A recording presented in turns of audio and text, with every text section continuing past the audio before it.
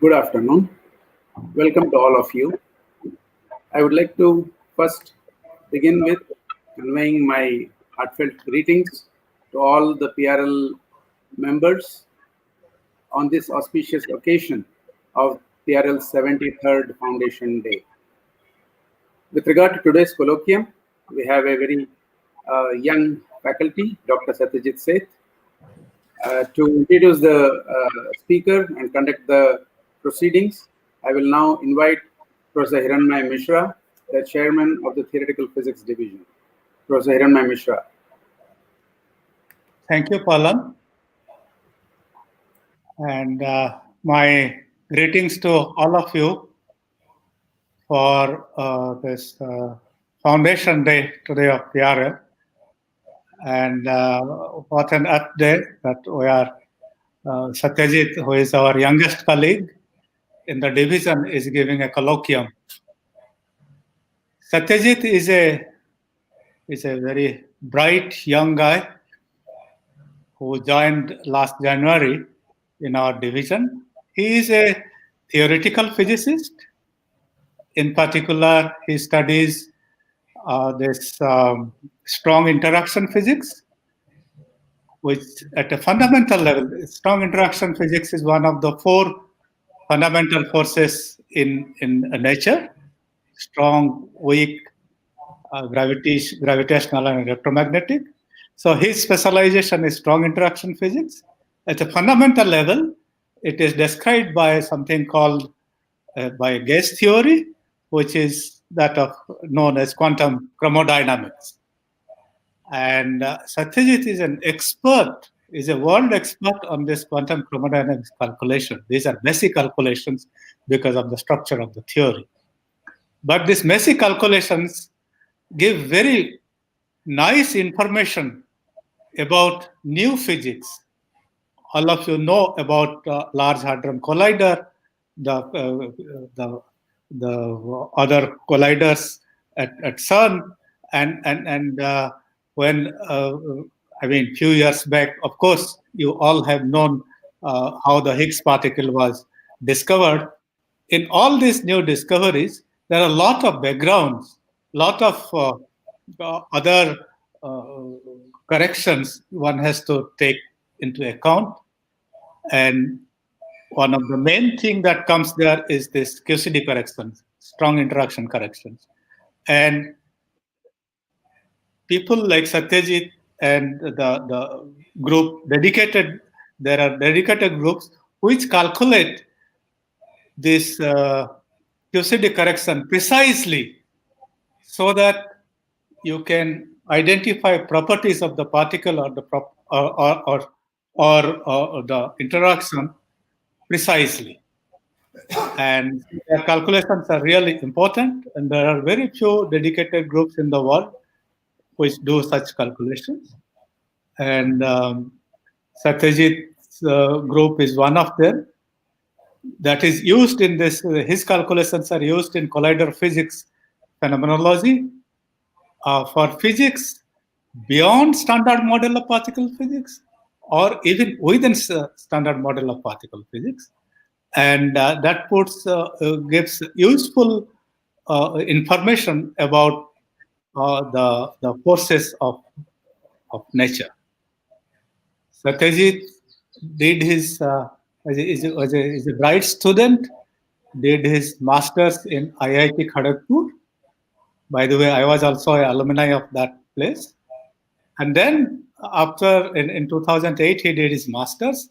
Then he went to Saha Institute of Nuclear Physics and worked in theory division for his Ph.D. And in 2014, he got his Ph.D. and then went to Mainz, University of Mainz in Germany. For 3 years, he was postdoc there. After that, he went to Durham. Again, 3 years there, 2017 to 2020. And 2020, he is here. He is a very good speaker. He is a more pedagogy is his passion. I think he explains things very nicely, and he is invited not only in many international conferences, but to teach in various colleges about, not colleges, I mean various centers to teach about the latest, state-of-the-art calculational tools, which he has been doing. And he is also teaching a course to the first year students for this year's coursework. And I am sure you will enjoy it. So today we will be speaking on precision calculations, precision at Large Hadron Collider. Now it's over to Satyajit and request him to give his talk. Okay, thank you, Professor Mishra, for giving this nice introduction. I mean, you said very nice words about me, which makes me a little afraid how I will present the work, this colloquium today. Anyway, let's start. But before I start, I must say that I was informed that there will be audience from different fields, and therefore I have diluted many things in this colloquium, which may be very boring for the expert. So this colloquium is not for the experts. First point. Secondly, I have taken many images, many figures, and some ideas from various sources. So I have cited them in the appropriate place, but if you find any mistake in citation, please let me know. I will put that. Okay. So let me go to the presentation mode. Yeah. Okay. Okay. So today we'll be talking about the precision calculation at the Large Hadron Collider, and I'll describe how such calculations are done. Not going into the details, and how useful these calculations are, as Professor Mishra already explained to you. Okay, so let's begin from the idea of evolution of elementary particles. Okay, so since long back, it was known that everything is made of some small constituent which is called molecules, and its dimension is of about 10 to the power minus 7 centimeter. Then in the subsequent years, it is gradually known that molecules are made of atoms which are 10 times smaller than the molecule in size. And then in late 19th century, J.J. Thomson discovered the electron, which is of the size of 10 to the power minus 16 centimeter. And with that, we came to know that there is something at the center about which the electrons are rotating, and that is called nucleus, which is of the size of 10 to the power minus 12 centimeter. And it is known that the nucleus is made of proton and neutron, which are of the size 10 to the power minus 13 centimeter.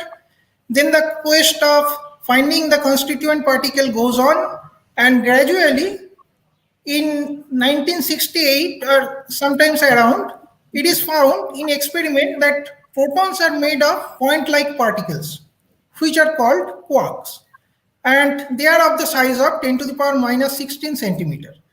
So as of now, till to date,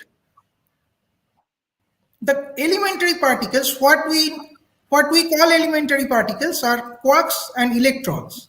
Elementary means that something that does not have any constituent. So as of now, quarks and electrons, they are considered as the elementary particles. And keep another information in mind, that anything which are made of quark, that are called hadron. Like proton and neutron, they are made of the quark and they are known as hadrons. Okay. Now, how to measure these elementary particles? So to measure a particle of dimension d, you need a wavelength which is less than equal to that dimension. Okay. Now, from our knowledge of quantum mechanics, we can find out the momentum associated with that wave. Okay. We apply the de Broglie's wave equation, and we find what is the momentum of that wave. This lambda is wavelength, h is Planck constant, and p is the momentum. Okay. Now, if you put this, by the way, can you see my cursors? Yeah. Okay, all right. Okay, so if you put this expression in that, then you will find that the momenta needs to be greater than equal to h over lambda. Now we are talking about the particles of dimension 10 to the power minus 16 centimeter. So from that, you can easily guess that the momentum has to be very high. That means the energy has to be very high. So this branch of physics, where we deal with such small, tiny elementary particles, this is called high energy physics. Now let's do an estimate. So we know the value of Planck constant, that is around 6.6 into 10 to the power minus 34 joule second. And let's put this lambda equal to 10 to the power minus 16 centimeter. So that will give you some quantity like 6.6 into 10 to the power minus 16 joule second meter inverse. Okay. Now you can see that this number is very small. So not to deal with such small exponent factor, we use a different energy unit which is called electron volt. Okay. Now what is electron volt? It is basically the equivalent energy that an electron can get when it is placed inside a electric potential difference of 1 volt. Okay. Now you see in the first line the unit was joule second meter inverse, and I said that the energy unit we are changing and writing electron volt. So there should be a second meter inverse as well in this line, but we are not writing that. Why? Because we take C, the velocity of light, equal to h cut, which is Planck constant over 2 pi equal to 1. And this system of units is known as natural unit. Why do we do that? Because the theory that describes this interaction of these tiny particles, that is called quantum field theory, which is basically a blend of quantum mechanics and relativity. Now in quantum mechanics, we very often get this h-cut factor in all commutation relations and all that. And in special theory of relativity, every now and then we encounter this c, the velocity of light. So better if we put them equal to 1 when we are doing the calculation, and at the end, depending on what we are calculating, we will adjust this factor to come to the usual unit. So that is the idea. So once you use this natural unit in this system, the dimension of length is equal to the dimension of time is equal to the inverse dimension of mass. Okay. So we will use this unit throughout. Now, to detect this kind of tiny particle, you need a super microscope. And one of these super microscopes is the Large Hadron Collider. Okay. What is it? Basically, it is a collider where two proton beams are colliding. Presently, each of the proton are of energy 6.5 TeV, but it is designed for 7 TeV proton collision each. And there are 1 billion collision per second. And this ring that you are seeing here in this picture, that is 27 kilometer.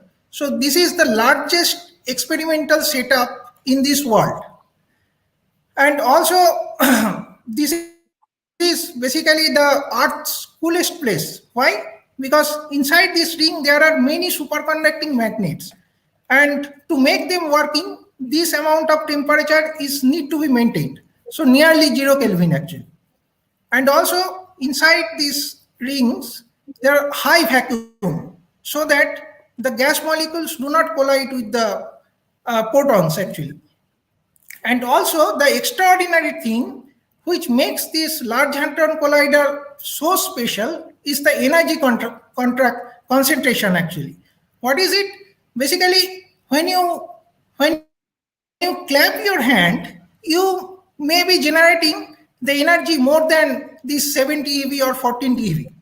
or the motion of a mosquito, that is of the order of 1 TeV. So in absolute terms, this energy is not very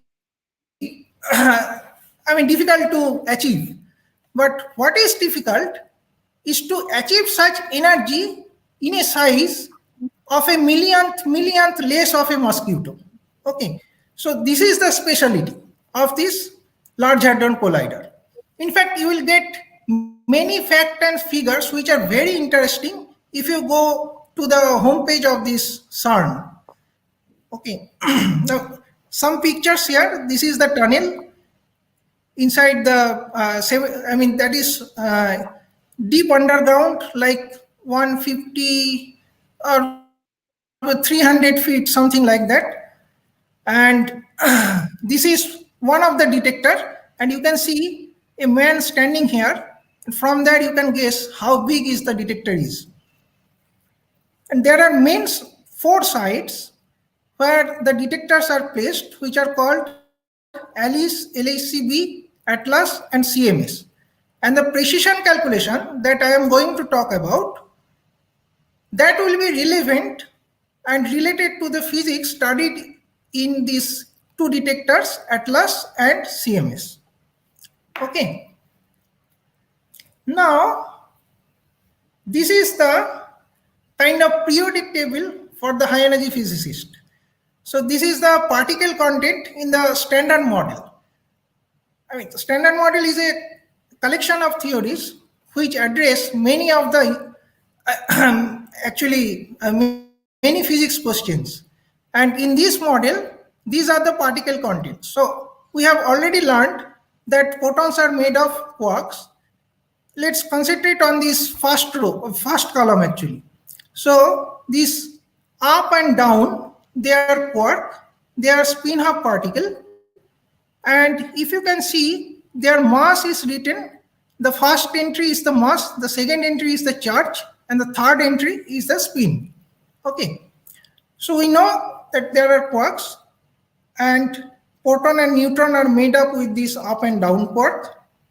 We know there is electron, and there is another fundamental particle, which is neutron, which basically came while Pauli tried to explain the beta decay, which is basically the radioactive decay in which electron or positron is coming out from an atomic nucleus. And there to conserve the momentum and energy and angular momentum, so he thought that there has to be one extra particle which has to be present there, and that is neutrino. So when he proposed it, after 2 years, it was discovered. So this is again of the size of 10 to the power minus 16 centimeter. So all these 4 elements, they are spin half, they are charged particle, and you can see that the second and third column is basically a copy of the first. But the difference is that as you go to the second column, the mass of these particles basically increasing. If you go to the third column, it will increase more. Okay, so there is 2 other copies of the first column, and this is all these particles are fermions. The first 2 rows, they are quarks, and the second 2 rows, they are called leptons. Okay, now what about the 4th column? The 4th column is basically spin 1 particles, list of spin 1 particles in the standard model. The first one is called the gluon, which is the carrier of the strong force. The second one is photon, which is the carrier of the electromagnetic force. And the last 2 are called Z boson and W boson, which are the carrier of the weak force. Okay, and in this list, there is only one scalar, which is the Higgs boson, and which is the youngest discovery of the elementary particles by the LHC. Okay, now here you keep this in mind that these quarks and this gluon, they are special in some sense because they carry one extra quantum number, which is called color. Okay, so let's talk a bit more about the color. What is it? So during 1960s and 70s, a large number of hadrons are found actually. And scientists started to classify them to form a group depending on their properties actually. And they found that there are some hadrons which are made of 2 up quark or 2 strange quark. Okay, so everything same, and they are fermion. All the quantum numbers are same. That is excluded by Pauli's exclusion principle. So this type of composite state cannot exist unless there is one extra quantum number associated to these particles. So that extra quantum number is called the color quantum number. Okay, what is it? Basically, each quark can have 3 colors, say red, green, and blue. Okay, now in nature, we cannot see free colored particle. So what we see are colorless. That means say white. Okay. Now how can you make white particles out of these 3 colors? If you add red, green, and blue, you will get white color. Or if you add red and anti-red means if you extract out red from white color, that will be called anti-red. Basically that is iron. Okay. So if you add red and anti-red, that will give you a colorless particle, white again. So similarly, the formation of the hadrons will follow this rule actually. So 3 colored particle can give a colorless particle or white.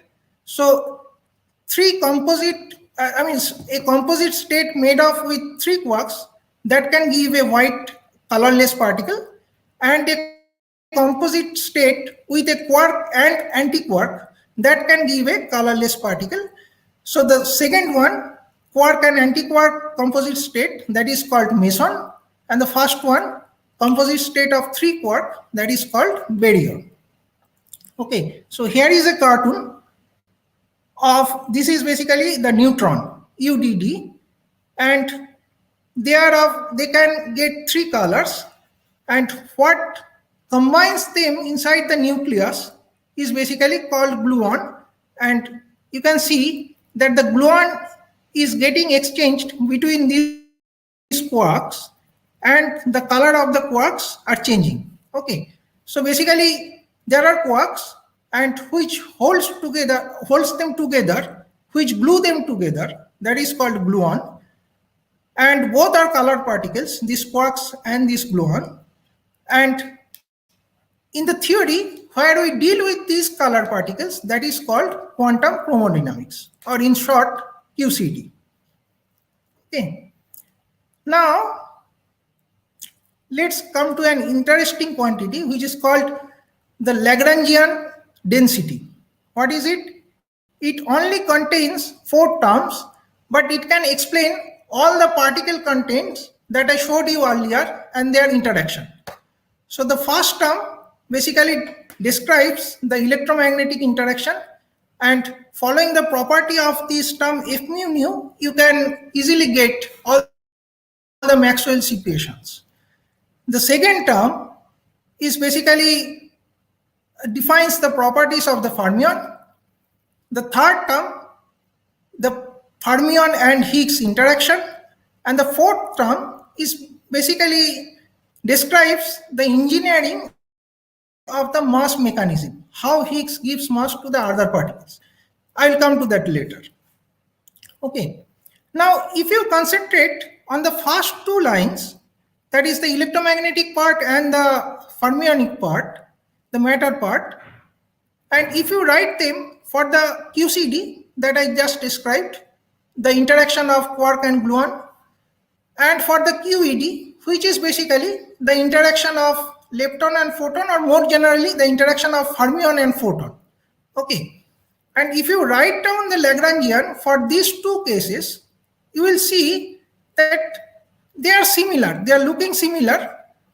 This extra index in these 2 things that basically defines the color in this case, but there is a difference in this expression of F.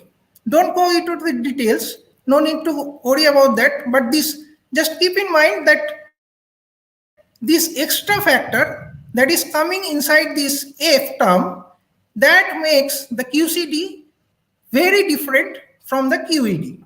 And because of the extra term, you get two new interaction that was not present in the QED.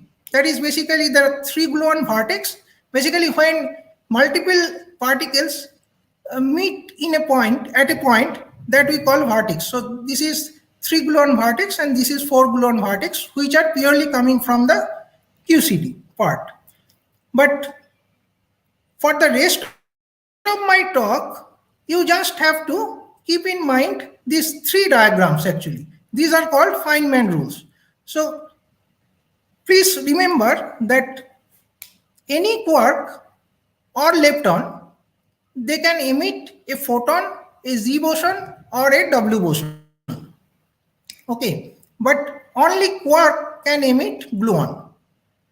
And any quark or lepton which are massive, they can emit a Higgs particle.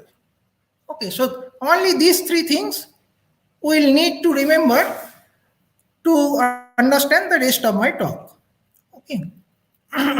So from these Feynman rules that I just described, you can draw Feynman diagrams. What is it? The first one basically describing that quark antiquark is going to another set of quark antiquark via a gluon. Okay, and this vortex contains a factor which is strong coupling. So this is strong interaction. Similarly, quark antiquark is going to a positron and a electron. So this coupling is basically electromagnetic coupling, denoted as G.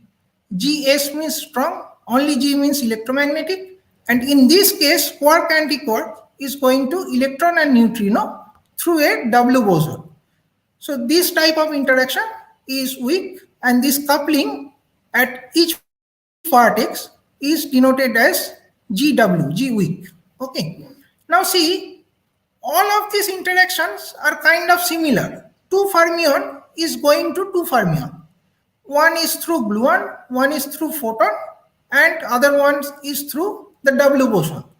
But this gluon and this photon, they are massless. But this W boson is massive.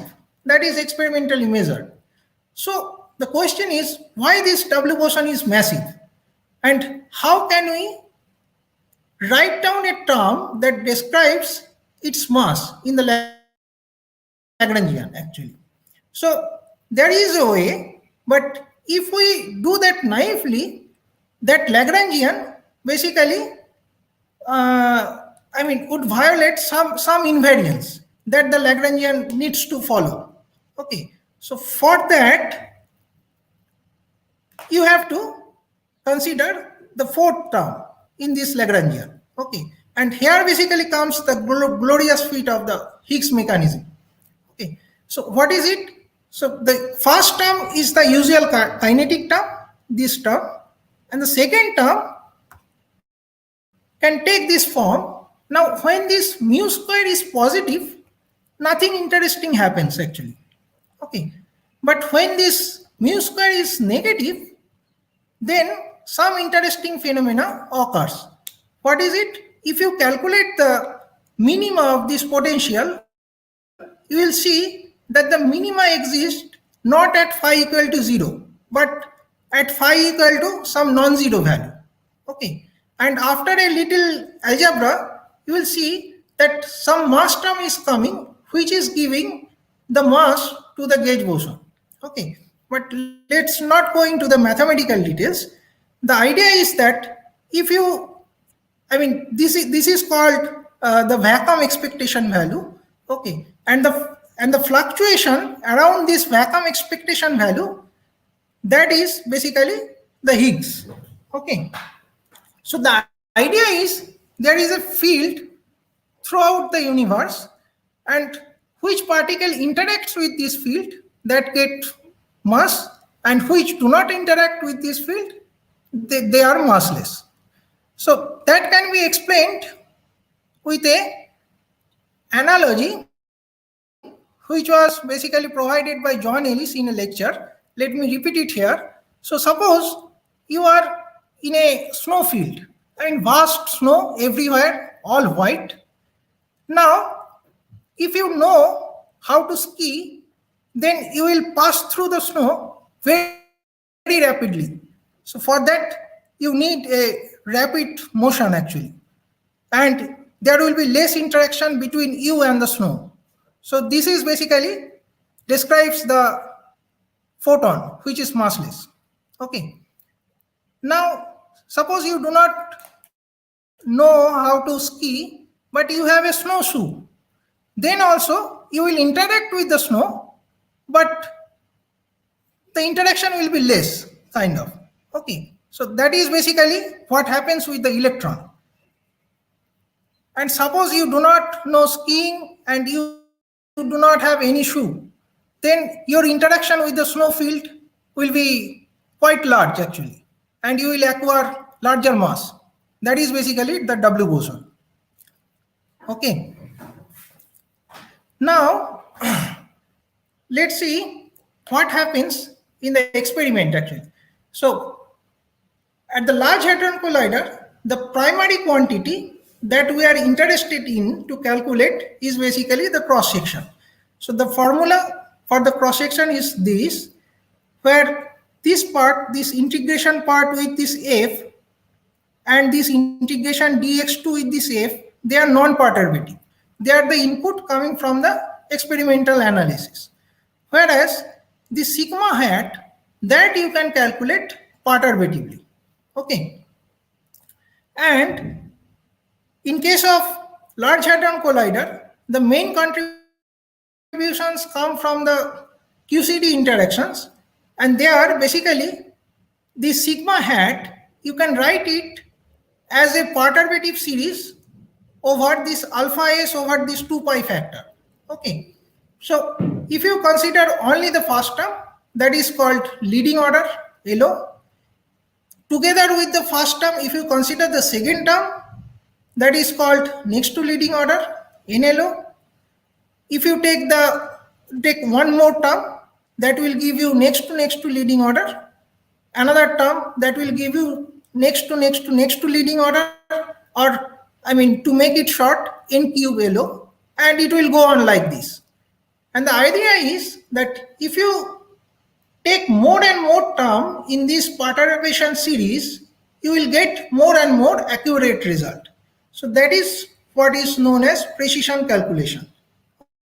Okay, so we theorists calculate this kind of more and more terms in this perturbative series, and we make some predictions that if this is your process, this would be the result.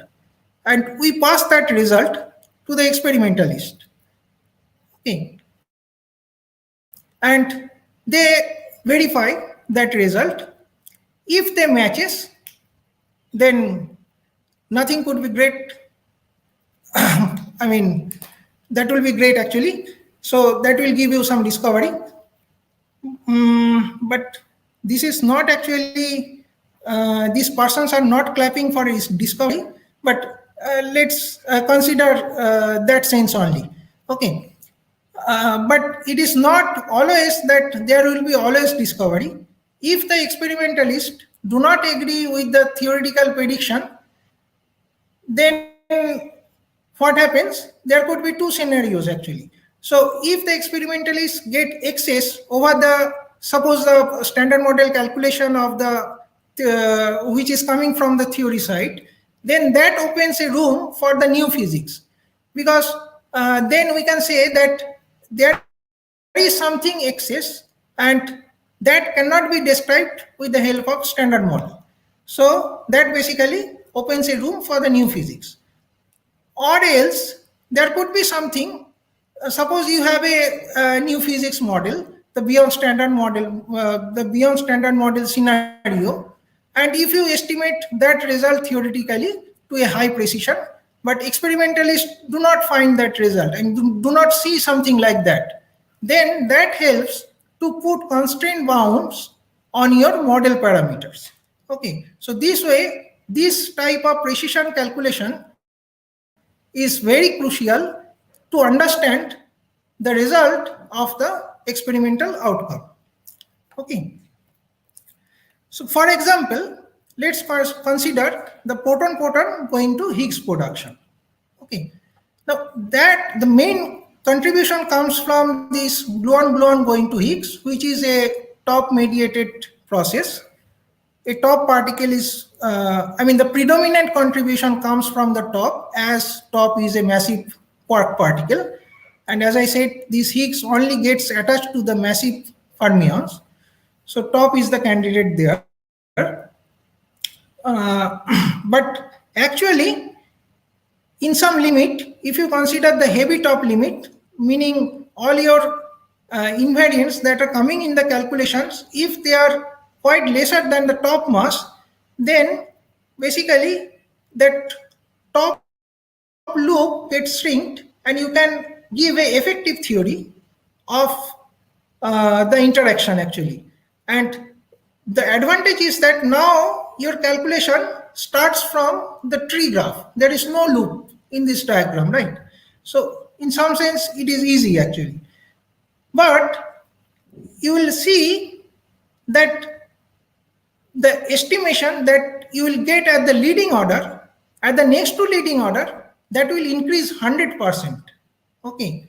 And from next to leading order to next to leading order, that contribution will increase 20%. So from theory side, if you do not go up to NNLO contribution, the value that you will get would not be even closer to what you are getting experimentally. Basically, in 13 TeV, as far as I can remember, the cross section is around 50 picobar in the experimental, so from the experimental side. But from the theory side, at the leading order it is 16, at the next to leading order it is like 36, at the NNLO level it is 45 or 46 around. So if you do not reach up to the NNLO, these two results are even not comparable. And if you go to NQLO level, then again there is 2% increase in the result. You might think that this 2% is not very much necessary to bother about, but I will talk about that later actually. So this is basically essential. This 2% also is very crucial. And if you see the timeline of this development, you will see that the leading order calculation was done in 1977. And to calculate the next to leading order contribution, it took 14 years. Okay. And for the next to leading order, it took 11 more years. And for the NQLO, that result is very recent actually. Part of it was available with some approximation in 2016, after 14 years again, and the full calculation is now available after 2018. Okay, so it took almost 16 years to get the NQLO contribution. And what this picture is showing, basically at leading order, there is some associated scale actually, and your result should not depend on that scale very much. But you see, this broadening is coming from the scale variation. So at leading order, the scale variation is very large. At the next to leading order, it is smaller than that. And as the next to leading order, it is getting stabilized. So that is how your prediction is becoming more and more precise and accurate. Okay. Now let's talk about the calculational method. How do we do such calculation? Okay. There are two methods. One is analytical and the second one is numerical. Now the analytical method, you can broadly classify it in two regions. One is conventional, where we use the standard Findment diagram approach, and the other one is modern. And in the numerical approach, again, that can be divided broadly in two sections. One is the subtraction and the other one is the slicing. So what I will do, I'll give you some idea on the conventional method first. Then I will come to this numerical approach and present a simple example to describe this approach. And then I will come to the modern calculational approach. Okay. So first, the conventional. Suppose you want to calculate a process quark anti-quark going to positron and electron. So this is the leading order diagram for that process. Now at the next to leading order, some extra particle can emit out of that, or some extra particle can virtually emit out of that. Okay, so the first type of diagrams are called the real emission diagram, and the second type of diagram is called the virtual emission diagram. Similarly, for NNLO and NQLO, this will be the diagram, but these are only representative diagrams. There are many more diagrams actually. Okay, now at leading order, there is no problem in this calculation. You will get a finite result. But at the starting from the next to leading order, these calculations become non-trivial because some singularities appears in your cancellation, but your final calculation should be out of any singularities. Okay, so if you take a closer look, if you write down the mathematical expression of this fermion line denoted with a circle, if this quark and this gluon are massless, this is its expression actually, mathematical expression. Now you can see this expression can give you divergent result when the energy of the emitting gluon denoted as Ek, that becomes 0 or tends to 0, or the angle between this gluon and this quark, which is denoted as theta, that becomes 0. Okay, then cos theta equal to 1, and that will give you a singularity. Okay, so two types of singularities are there when Ek is 0 or when theta is 0. When Ek is 0, that type of singularity is called soft singularity, and when this theta is 0, that type of singularity is called collinear singularity. Okay, now if you do the calculation, the result will be something like this for the leading order. For the real emission, the result will be something like this, and for the virtual, this is the result. Why I am showing this to you? Because you will see in this result, separately they are divergent actually, because this epsilon is basically 0. So the final result has to be free of this 1 by epsilon pole. Okay. Now, if you combine this second and third expression, you will see that 1 by epsilon square pole, that is getting cancelled perfectly.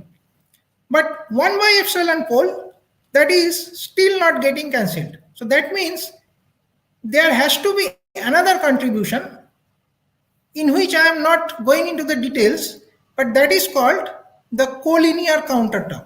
Okay. So remember that in case of NLO calculation, 3 contributions can come. One is real, one is virtual, and one is collinear counter term to get the 1 by epsilon pole totally cancelled. Okay. Now, in this approach, there is a problem actually. So, in this Findment diagrammatic approach, the diagram number will explode if you increase the number of external particles. So suppose you are calculating 2 gluon going to 2 gluon, the diagram number is 4. 2 gluon going to 3 gluon, the diagram number is 25. Sorry, my touchpad is becoming very sensitive. Okay, so but for 2 gluon going to 8 gluon, you can see that the number of Findment diagrams is more than 10 million. So you cannot calculate it in the usual approach actually. So for that, you need to take help of the numerical approach. So what is it? As I said, it can be classified in mainly 2 different parts. which is subtraction and slicing. So let me give you a one-dimensional simple example. Suppose you want to integrate this fx over x. Okay, now you can see that the integrand diverge when x goes to 0. Okay, now the idea is, instead of doing one-dimensional integration, let's do it in more than one-dimensional integration. That is, d is basically equal to 1 plus 2 epsilon. We'll take this, but ultimately we'll put epsilon equal to 0. Okay, this step is basically called the dimensional regularization, and because of that, one extra factor comes, that x power 2 epsilon. Now if you subtract out the singular part from this integrand piece, then by definition this part is numerically integrable. There is no singularities because we have already subtracted out the singular part. But as you have subtracted out the singular part, you need to add them back, and the second term is basically that, and all the singularities now lies in this term actually. So this part, there is no problem in doing numerical calculation, but this part you have to do it analytically, and all the singularities are now residing in this 1 by 2 epsilon terms actually. Okay, so this is basically the idea what is employed in the subtraction method. So what is slicing method? The first two steps is exactly same. Now you slice the integration region in two parts. One is from 0 to delta and the other one is from delta to 1. Okay, now all the singularities will reside in this integration part, 0 to delta, right? So you do that by your hand, and this will be result. And the second part you can do it numerically, no problem there. So this is basically the idea how the slicing method is usually employed in this next to leading order calculation. Okay. Now, as I said, at the next to leading order, there are three contributions. One is from the real part, one is from the virtual part, and the other one is collinear counterterm. Now, as I described in the previous slide, you subtract out the singular part. Now this part becomes numerically integrable, and this singular part has some universal form given by this FKS method or CS method. Similarly, from the virtual part, you can subtract out the singular part, and their form is given by Nagy-Schopper and this Becker-Russell-Weinzierl. So as you have subtracted them from these two terms, you need to add them back as we did in the earlier slide. And what people usually do, they do this calculation analytically as I described. But in 2016, we showed that these contributions can also be integrated numerically, grouping them efficiently.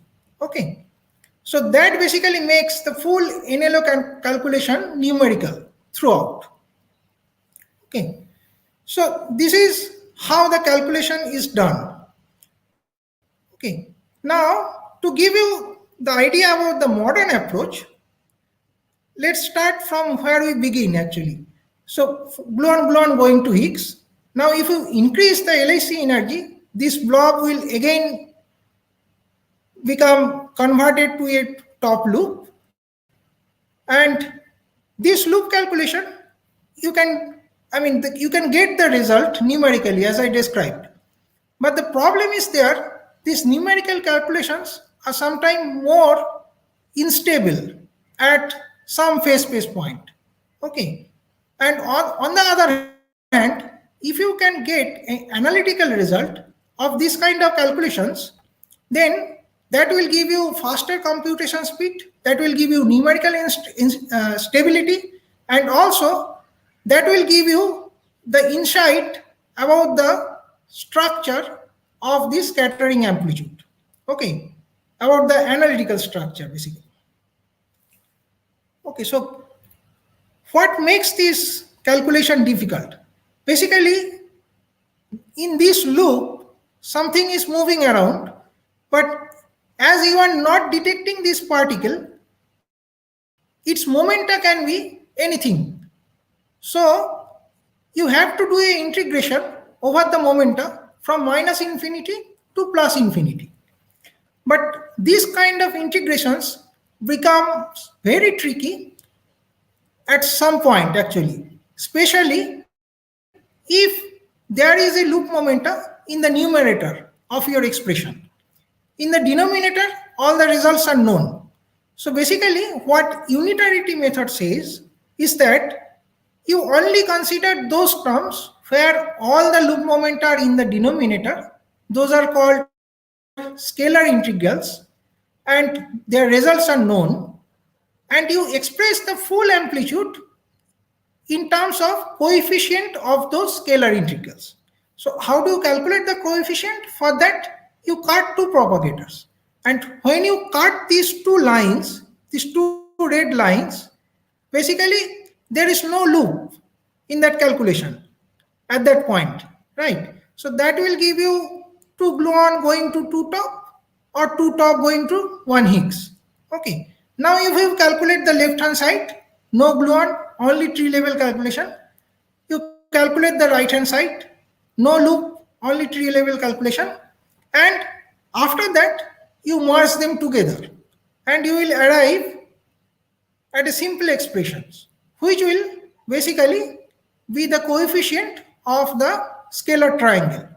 Okay, basically at one loop level, you can express any one loop result in this form. Basically some box integrals. So this is triangle integrals. If there is one extra particle, then that will give you box integrals. And if you delete one gluon, that will give you bubble integral and some term. Okay. Usually the scalar integrals of the box type, we represent them with D0. The triangle integral, we represent them with C0. And the bubble, we represent them with B0. Okay. Now, if there is one gluon extra on the left hand side, and if you cut these two lines, then the right hand side is similar to the previous case. But now, if you calculate the left hand side in the usual method, this is the result. Okay. And I believe I have done all possible simplification to in these expressions actually. And I'm sure you cannot read a single term because they are quite small, but no need to worry. The same result you can express in a single term like this. Okay. And this formalism is called basically BCFW formalism.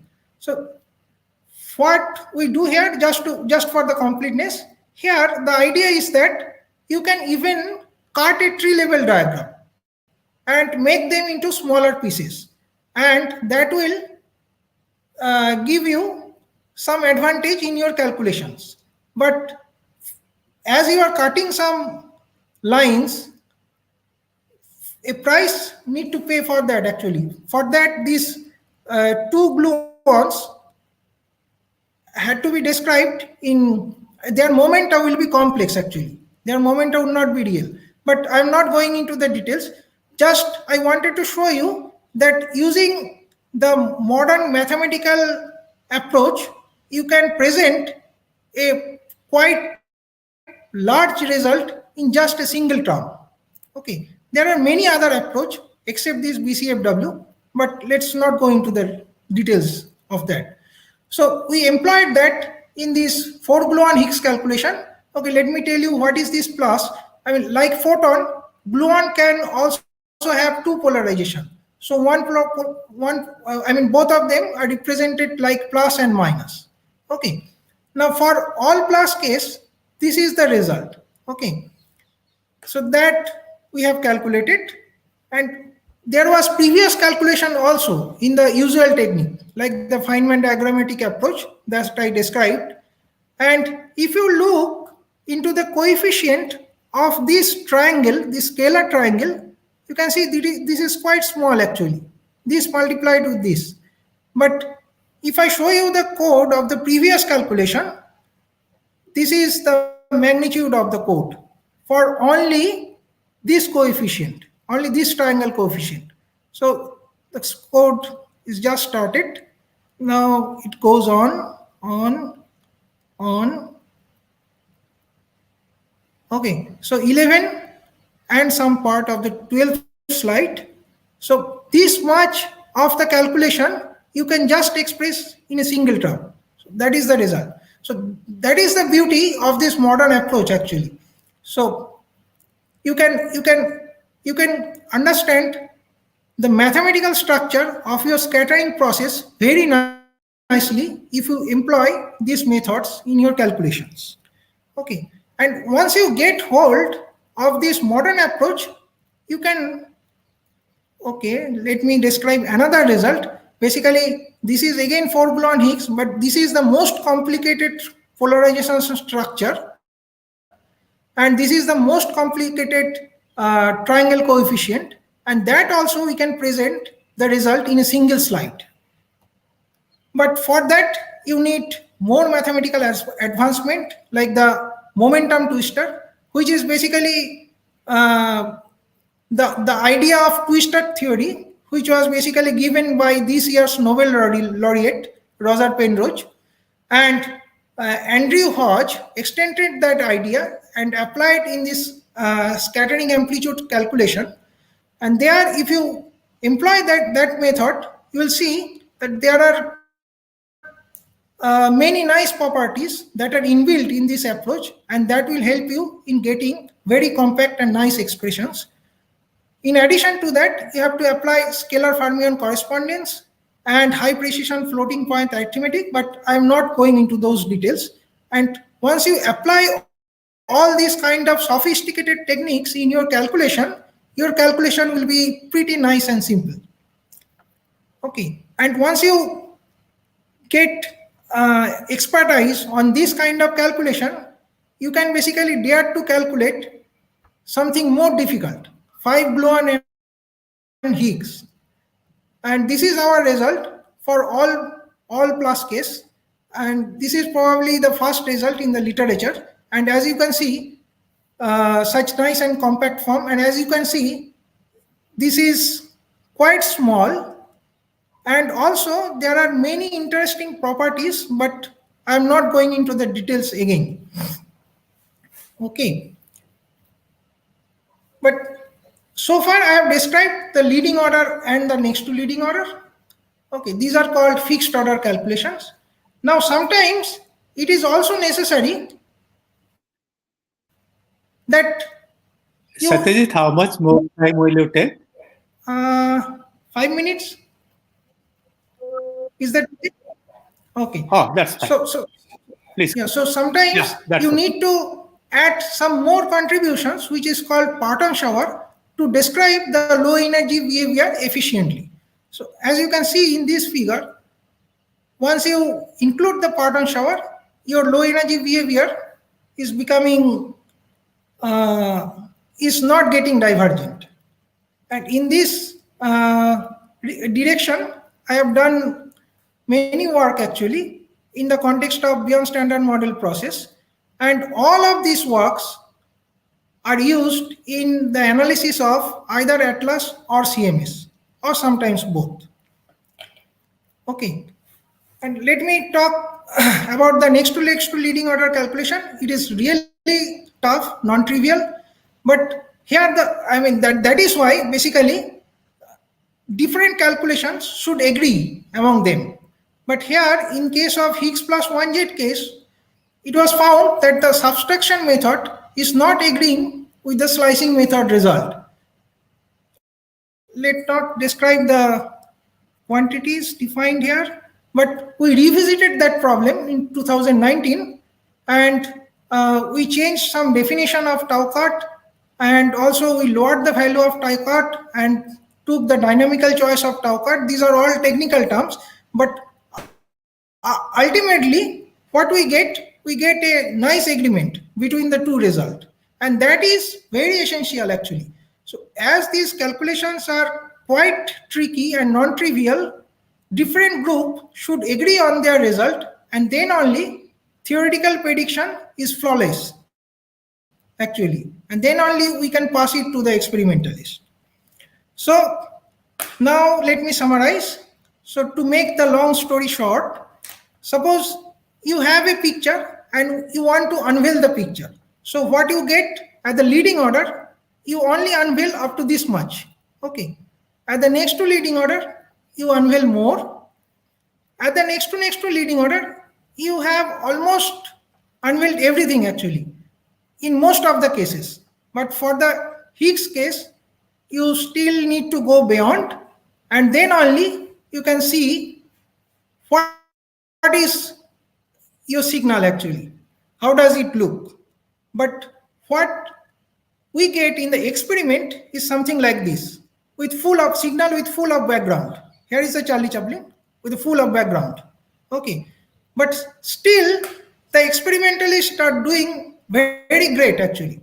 If you look into the important process of Higgs studies, you will see that this is a projection of the uncertainties. You will see that in all cases, theory uncertainty is the largest. Okay, so that says that theorists should work more actually to minimize these uncertainties. And to get more precise result, basically you need physics understanding as well as you need mathematical advancement, because we employ that in our calculation, and also you need good amount of computation, and all three things together only can give you the precise result. Okay, so with this I'll end my talk. Thank you.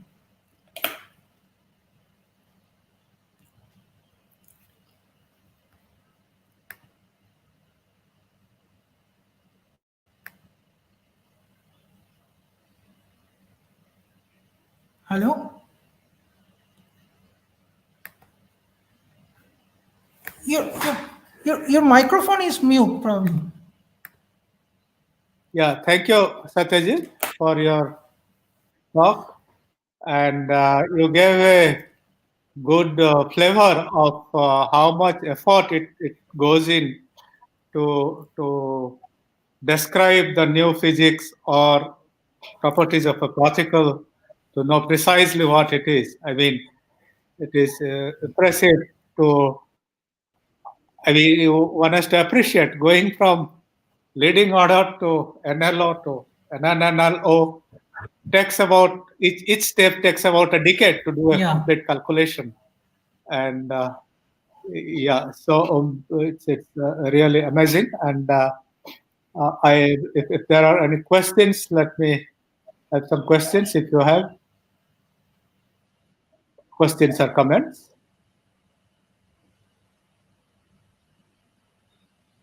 Yeah, I have a small question. You showed those two methods of like regularization, I must say. One was slicing, the other was dimensional regularization, subtraction. Okay. Yeah. And you showed an example where both didn't match, but you showed that how it can be matched. Right, the last example you were showing. Typically, which one do you prefer when you do the calculations, and why? Okay, that depends on the calculation. Basically, the subtraction is quite easy to employ because the subtraction terms are universal. But in slicing case, there are large log are coming, which needs to get cancelled numerically, and that gives some inefficiency in the calculation. So it is always better to use the subtraction method. But in case of NNLO, basically slicing method has an advantage, because once you know the NLO with a 1 jet extra with a 1 jet extra contribution, you do not actually need to calculate the NNLO. From that result, you can extract out the result of the NNLO if you know the result of a particular process at the NLO level. Okay, so that is why slicing method is also very popular in calculating the next to leading order approach. Okay, I see one question from Partho. How QCD calculation can help us in finding new physics? Okay, so suppose you calculate something in your standard model. Okay, and experimentally you are getting the number more than that. So that means there is something that standard model cannot explain. So that means the new physics can come into the picture. Okay, so that way new physics can come from this context of this precision calculation. And also, suppose you calculate some precision calculation over your beyond standard model scenario. Okay, now experimentalists do not find anything like that. So that will give you more stringent contents on your beyond standard model parameters. So that is how these precision calculations becomes more and more useful in the context of the new physics search. Okay, there is another question from Ketan. In the context of modern techniques that you described, one can write down the final answer using can one write down the final answer using diagrammatic approach, alternate to Findment diagram? No, actually in diagrammatic approach, what is coming is quite large actually.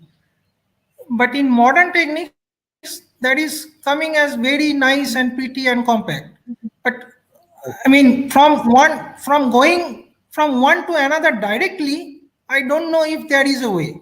But we have checked our result numerically because those those expressions are quite large. So to simplify them, eventually that should come, but to simplify them could take good amount of time actually.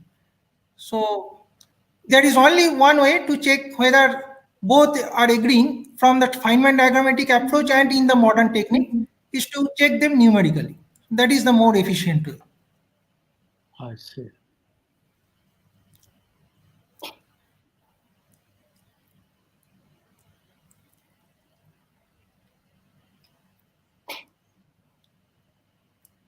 Any more questions or comments?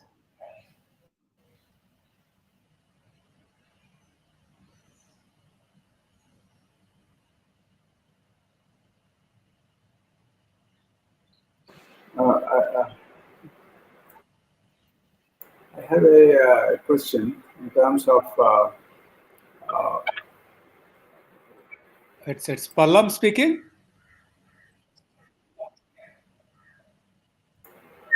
I was just wondering actually, it's a naive question maybe, in terms of accuracies of the computing facilities versus your calculations. Are the facilities sufficient to calculate to arrive at the last decimal value? Sorry, would you please repeat the question? I didn't get it quietly.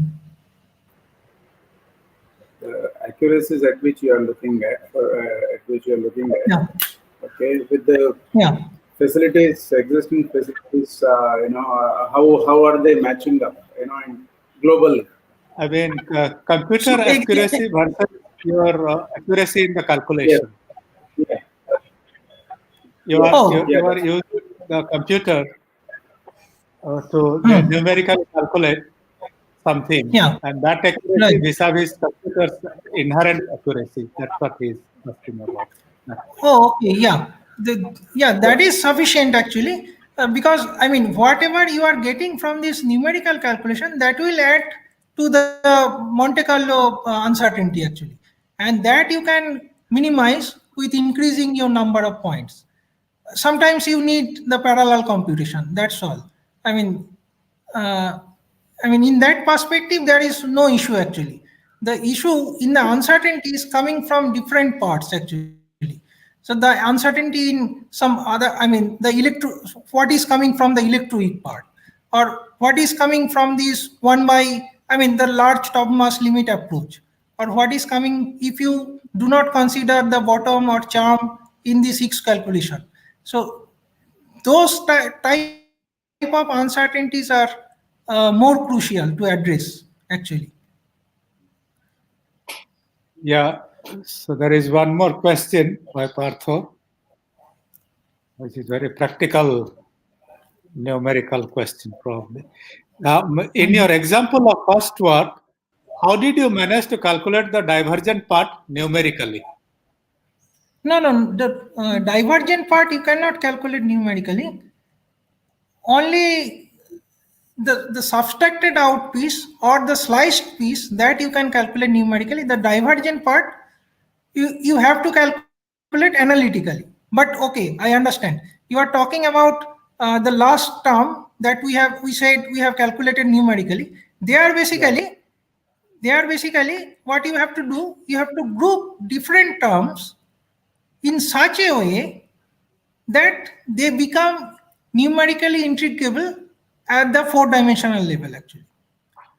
Okay, so for that you have to take you have to extract out the integrand piece from the counter term. So these are all technical terms actually, from the counter terms, from the collinear counter terms, and also from the self energy corrections.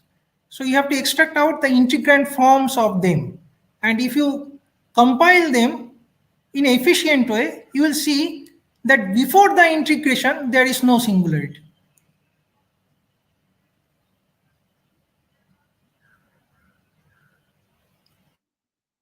Okay, any more question?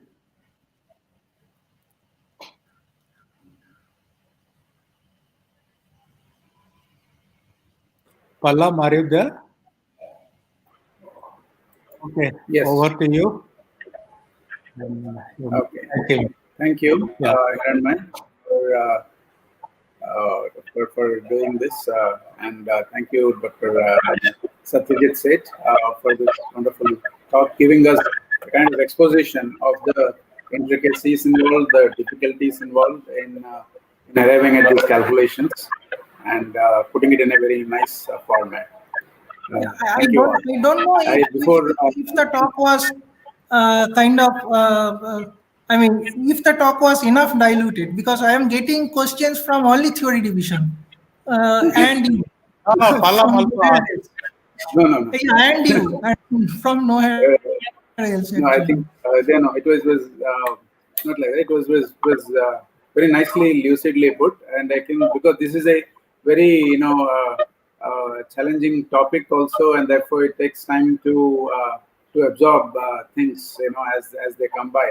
So I'm sure now that this talk will be online, so I'm sure you'll get questions and from others also. So it was very good. Thank you. Okay, thank you. Yeah. And again, before we close, I would like to invite your attention for a couple of more minutes, wherein we just, as I said, we are celebrating the 73rd foundation day of PRL. Again, I convey my greetings to all of you on behalf of PRL, and also I just take this occasion to broadly recount what we have done in the past 73 years, because after the foundation 1947 November 11, in 50s, I think the initial work was cosmic rays, which was Professor Sarabhai's pet subject, and atmospheric sciences also started at that time with Professor K.R. Ramanathan, who was the founder director. I think that was the time when the ozone measurements were started in PRL, so that's why we have a pretty long history of ozone measurements. And coming down, that was the time, 1957, in the International Geophysical Year period, wherein the whole globally there was the input of the science, space science experiments. That was the time when PRL also participated in terms of building rocket experiments, and in 60s theoretical physics division came about, and that was also the time when plasma physics program was initiated in late 60s. That was also one of the ideas of Professor Sarabhai. It was called PPP, Plasma Physics program. And in 60s and later 60s, ISRO was formed, and which is again primarily due to the work or the initiation of the space research being done in PRL. TERLS, the Tumba Equatorial Rocket Launch Station, was established during that time, and several rocket experiments which were pioneered by scientists of PRL were launched. In 70s, we had this Earth and Planetary Sciences work was initiated, infrared astronomy, and that was the time when interplanetary scintillations were also work was initiated, large experiments, with receivers at Rajkot, Surat, and Ahmedabad, forming a kind of triangulation. And the particle physics program started in 80s. And somewhere, in that time, the plasma physics program, which was initiated earlier, led to the formation of Institute of Plasma Research, which is in Bhat, Gandhinagar. And later on, as we progress next decade, we have laser physics, quantum optics, nonlinear dynamics, and new experiments, new computational aspects, and astroparticle physics and cosmology. These were all initiated in the 90s. Moving on, in 2000s, we had solar X-ray astronomy and planetary explorations. And the Planex program was initiated, and in 2010 we had astrochemistry, photonics, planetary experiments, exoplanets.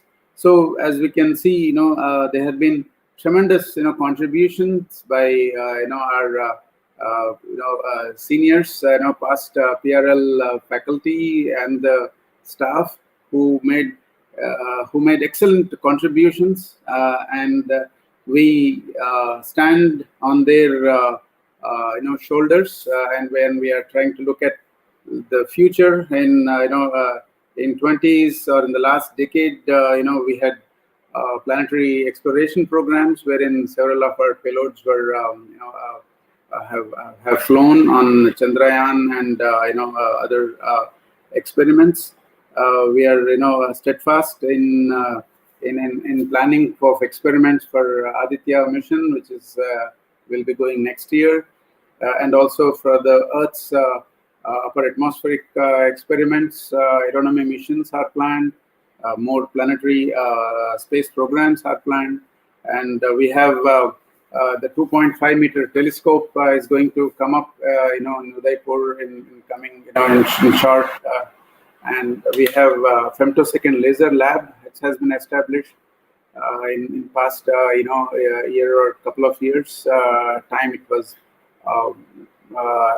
established. We have this AMS is installed, and we have the whole water, the IVIN program, wherein of isotopic water printing program, fingerprinting, kind of programs were established.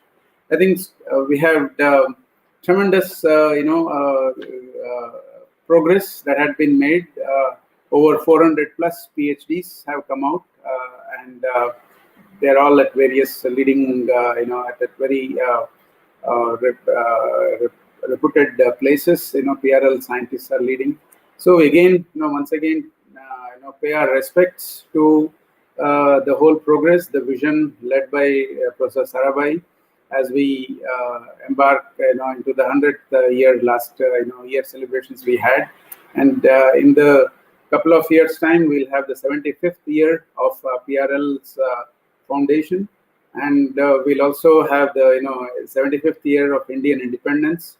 So the existing faculty, existing staff also, I will really encourage and them to wholeheartedly participate in this. So I just thought, otherwise we other times, if not for COVID, we would have had a large celebration with several senior and younger researchers giving some nice lectures, and we honoring several of the researchers. But this is I'm pretty sure that this is a singularity. Only probably this year only we are having like this. We'll be again back with in the coming months to more physical one-on offline meetings also, celebrations point of view. So I just thought I'll share, recount all the activities that have happened. I'm sure I have missed many, because this was something which I thought I just put it up when on this occasion, and it's befitting that we had almost he's the youngest faculty today who gave this colloquium. He's the most recent entrant into PRL, and on this day, incidentally, it so happened that in 73rd foundation day of PRL, the youngest entrant into PRL faculty gave this colloquium. So again, once again, congratulate all of you and compliment the work that all of you are doing and all of us are doing. All of the seniors have done, and with this, brief few words, I would also request you all to continue to be a part of the colloquium series. We again continue with the next Wednesday. We have another young faculty, Dr. Lokesh Kumar Devangan from our Astronomy and Astrophysics division. He is going to talk to us on terms of the new insights into the formation of massive stars. And with this, I will thank you all and see you next week. Thank you.